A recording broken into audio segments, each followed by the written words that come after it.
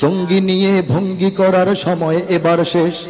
সত্যিকারের জঙ্গি কোথায় দেখছে বাংলাদেশ। ও দেশের মানুষ হইছে নিহুশ, পাইছনি ভাইটের। জঙ্গি বলে আর দেখো না মোল্লা মুন্সিদের। মাদ্রাসাতেই জঙ্গি থাকে এই কথা ঠিক নয়, কলেজ বিশ্ববিদ্যালয়েও জঙ্গি এখন হয়। জঙ্গি জুজুর ভয় দেখিয়ে ভিনদেশিরা খেলে, যদিকে নয় সব দিকে তাই চোখটা রেখো মেলে। তাকে জঙ্গিবাদের কারখানা কয়ে যারা, সব কটাকেই লাথি মেরে দেশ থেকে আজ তারা। বলতো যারা মাদ্রাসাতেই অস্ত্র থাকে জমা, জাতির কাছে ওই শালাদের চাইতে হবে ক্ষমা।